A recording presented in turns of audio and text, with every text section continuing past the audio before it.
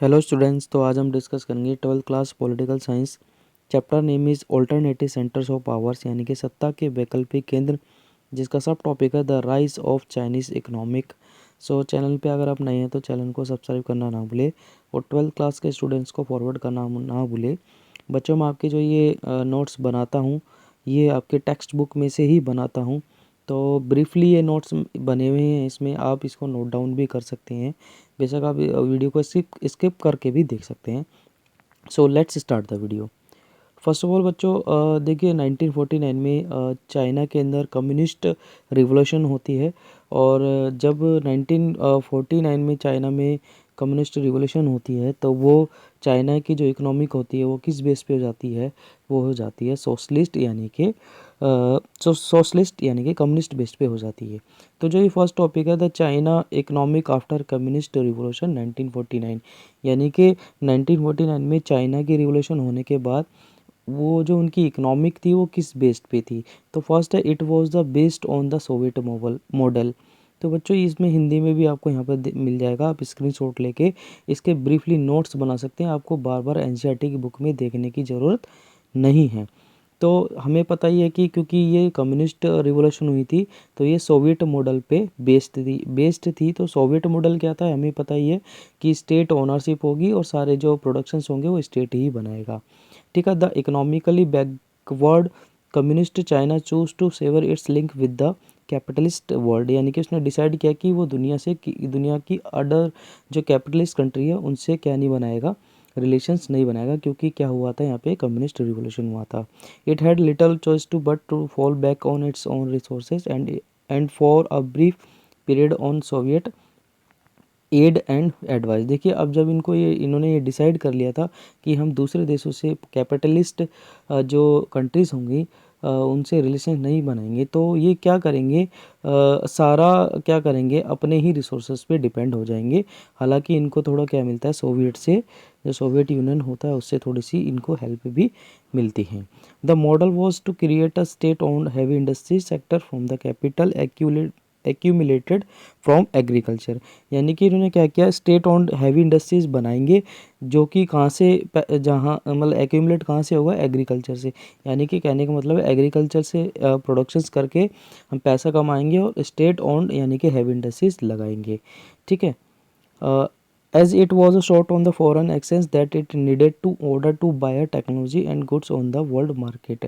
ठीक है। सो क्या होगा, इनके पास फॉरेन देखिए क्योंकि इन्होंने दूसरी अदर कंट्री से तो रिलेशंस बनाए नहीं है, आइसोलेशंस किया हुआ था अपने आप को। ठीक है।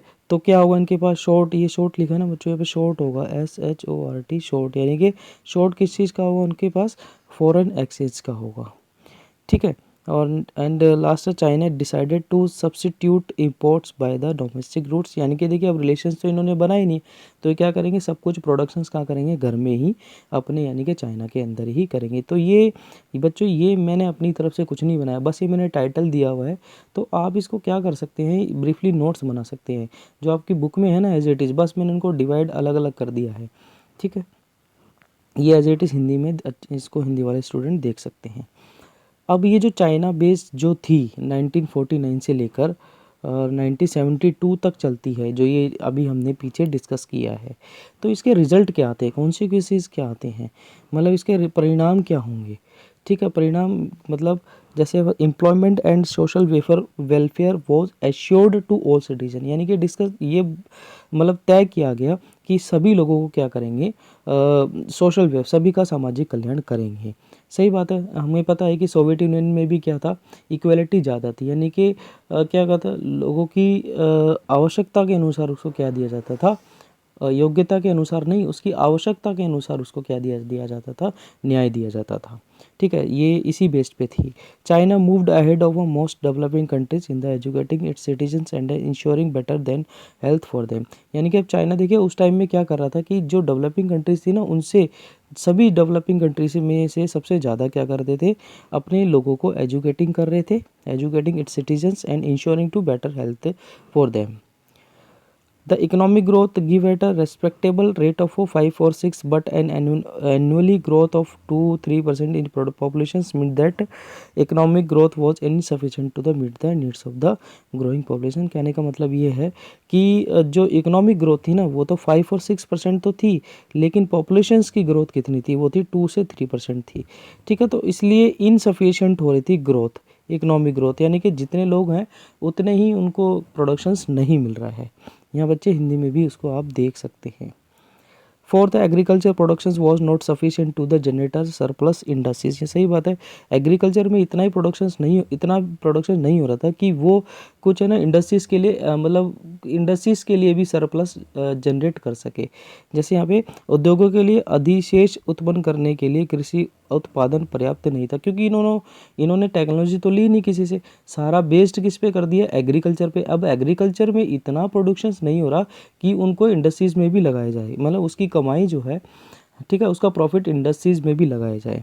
It's industrial productions was not growing fast enough to international trade was the minimal and per capita income was very लो।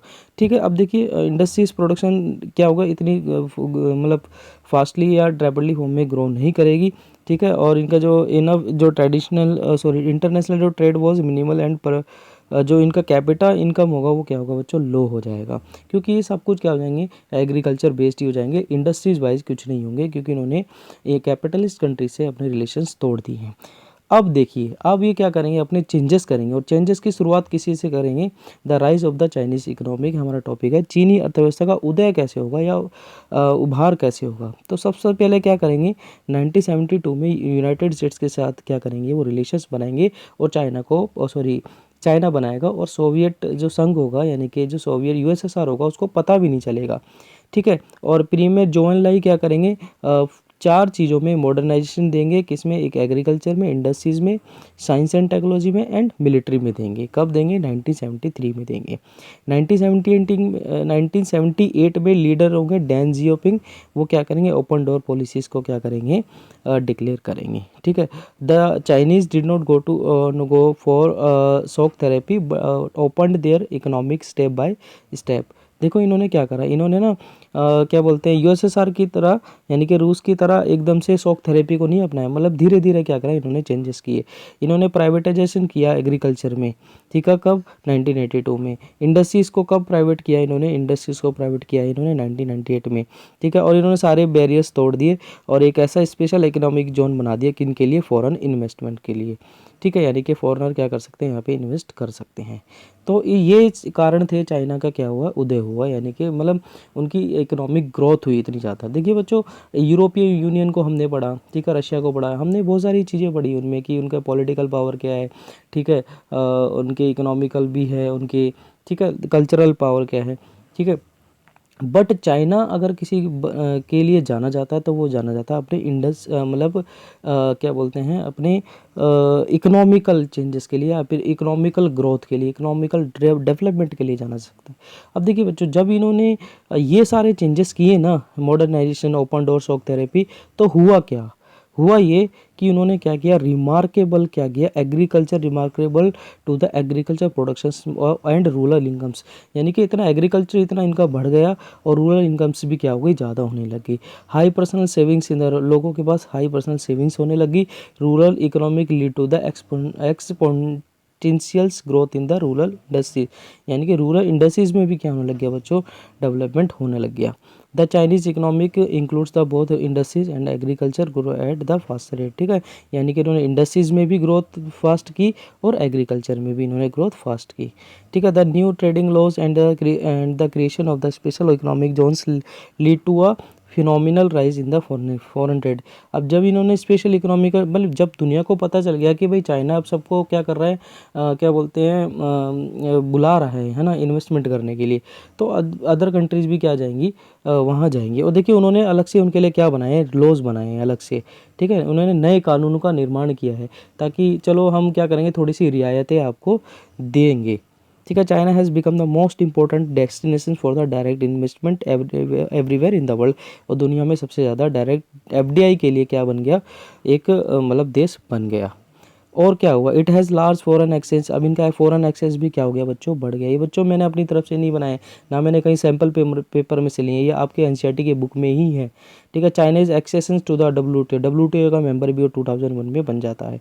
और उन्होंने कोशिश करी है प्रोजेक्ट के अंदर, उन्होंने प्रोजेक्ट लिया है कि यूएस को 2040 में हम पीछे छोड़ देंगे। देखिए बच्चे, और 2020 में जो वर्ल्ड ट्रेड, ग्लोबल जो ट्रेड था उसका 15% किसका है, वो यूरोपियन यूनियन और यूएस का है। बच्चों अगर आपको वीडियो पसंद आती है, मेरे नोट्स इसके पसंद आते हैं, तो चैनल को सब्सक्राइब करना और शेयर करना ना भूलें बच्चों, ठीक है। ये सब कुछ क्या है, हिंदी में हम ऑलरेडी डिस्कस कर चुके हैं। देखिए बच्चों, हमें पता है इकोनॉमिकल तो पावर उसके पास है ही है, आपको पता है कि पॉलिटिकल पावर भी, यानी कि उसके पास एक वीटो पावर है, यानी कि परमानेंट सीट है कहाँ पर, सिक्योरिटी काउंसिल के अंदर, ठीक है। और वो कई सारे इंटरनेशनल ऑर्गेनाइजेशन का भी क्या मेंबर है, जैसे G20 हो गया, ठीक है। ये एशिया पैसिफिक इकोनॉमिक हो गया।